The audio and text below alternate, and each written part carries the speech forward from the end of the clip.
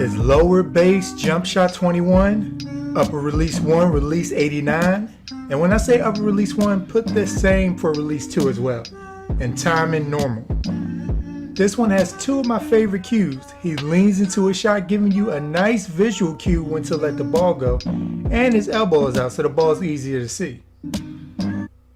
Coming in at number 9 is lower base jump shot 40 for upper release 1, Steph Curry, and timing normal. This release is sort of like a pogo stick. He dips low, then bounces straight up, but it's helped by the fact you release it on the way up. Since it's a slight delay though, it's no bueno for defenders within striking distance as it gives them more time to effect the shot. Coming in at number 8, for lower base, Michael Beasley, for upper release 1, release 19, and timing normal. This jump shot barely gets off the ground, but he has a slight wiggle in his arms that gives you a cue when to let the ball go. At number 7, for lower base, you set it to set shot 4. For upper release 1, release 27, and timing, you want to go to quick.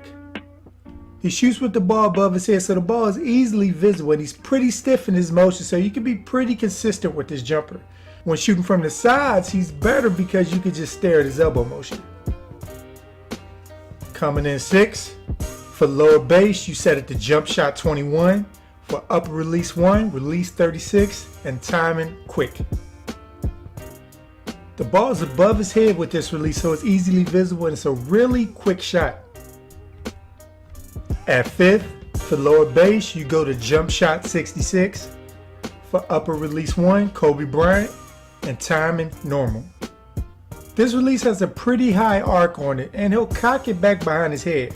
But since he kinda leans into his shot, it's easier to time when shooting from the side since you can see the motion a lot easier, as you want to let go right before his body lunges forward. Coming in at number 4, for lower base, you go to jump shot 22. For upper release 1, release 1, and timing quick. It's a quick flick release that you let go on the way up. Despite his super fast release though, you can also time it by the way he brings the ball slightly behind his head before he launches it. You can have success with this release on or off the ball. Coming in at number 3, for lower base, you go to jump shot 69. For upper release 1, you set it to release 117. And for timing, you go to quick. It's funny, even though you're just hitting a single button or stick to shoot, some releases just feel better than others. Like you can sense how ugly or sexy a shot is. And this is certainly on the beautiful side. It just feels smooth to shoot with, and it's super early release point, you will get a lot of full whites or greens. If you work off the ball a lot, I would definitely recommend this one as it's great for spot-up shooters. Coming in at number 2, at lower base, you set it to Kobe Bryant. Upper release 1, go to release 119, and for timing, you set it to quick. I love this shot. Nothing beats a quick, smooth release. It gets off the ground higher than similar shots like this, like number 3 was, but you still want to release it while you're on the way up. Great to use for off-ball shooters. At Sports Gamers Online, number 1 custom jump shot in NBA 2K18 is lower base jump shot 26. For upper release 1, release 110, and time and set it to quick. Now I'll admit, this jump shot is the one I've used for my mod player all season long, so I'm kind of biased. It's the one assigned to Nick Young, so I had to steal it.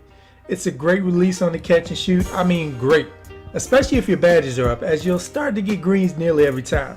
It's fast and compact. You couldn't ask for more. So it makes sense why this sits atop Sports Gamers Online top 10 custom releases in NBA 2K18.